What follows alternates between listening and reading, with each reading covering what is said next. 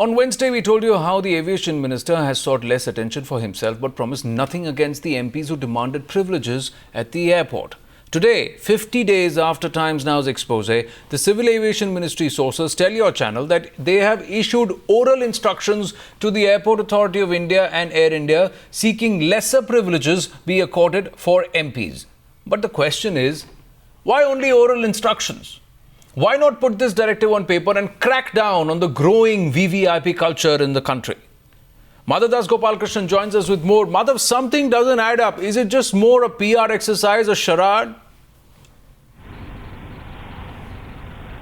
Well, the fact is that the ministry, of course, coming out and clarifying as far as the ministers giving up of his privileges are concerned, saying that as far as VIPs and MPs are concerned, certainly, of course, there has been an attempt that has been taken as far as Air India as well as Airports Authority of India are concerned to try and avoid any special privileges from being given. Currently, the only privileges is what the ministry says are access to lounges at airports as well as a priority security check. But as far as the parking and other aspects are concerned, there's certainly no directive. But what the ministry is basically trying to say is that it will certainly work towards codifying all of these into black and white, but that is a bigger process that is taking a lot of time. And clearly, of course, that is a big question. Why several months after these reports have been coming out and questions have been raised as to why this government, which had promised to end the Lal Batti culture, really why this government has not been able to put that down in black and white.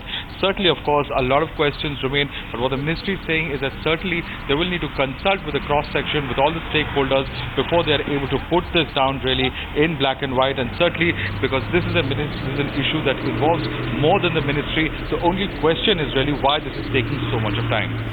Well, on Wednesday, Madhav, we did ask the questions to the Civil Aviation Minister, Gajapati Raju, and he avoided Times Now's questions, isn't it, when asked about the VVIP treatment to other netas. Let's play that sequence out and I'll come back to you.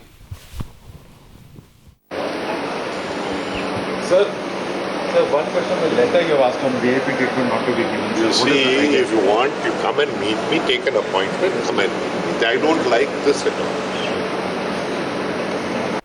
Well, Madhav, did he tell you to take an appointment, come and meet him? But the question is, will they still answer the questions that we're asking them? Why only oral instruction and why not put it on paper? What's stopping the Civil Aviation Ministry from doing that?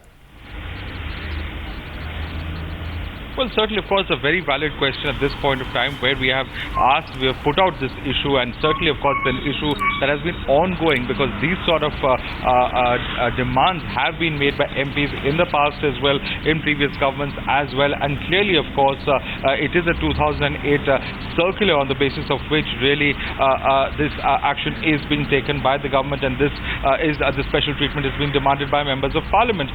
Clearly, of course, the big question is whether the government should not withdraw that circular and really codify and bring in a new circular which really specifies exactly what privileges and, if any, required to be given to members of parliament. And the big question is, in this day and age, why should members of parliament be given any kind of special privileges, whether it is in terms of security or in terms of access to the various facilities at airports, where they should be treated on par with any of the other paying customers as well. So these are really some of the key questions, because whether we look at other countries or we look at developed countries as well, certainly there are no such privileges that are given to members of parliament as they seem to be given in India. Right. And that really is a key question at this point of time that begs an answer why the government cannot quickly come up with a codified procedure as far as black and white is concerned to put all of this down in paper. Well, looks like our viewers would have to take matters into their own hands, point the cameras, point the phones at these VVIPs and these MPs every time they want to seek these special privileges at the airports, and then let's expose them, put them out.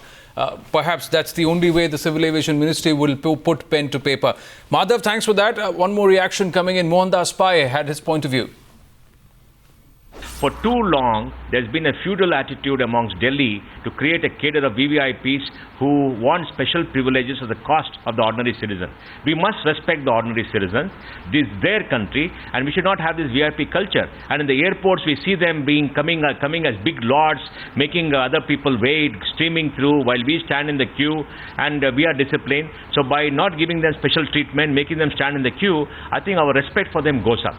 Please remember, in Western democracies, Prime Minister ministers and presidents stand in the queue like ordinary citizens. And citizens don't like the prime ministers and presidents getting special privileges. They don't have this VVIP culture. I think this culture is stop, and it's very, very good news after a long time.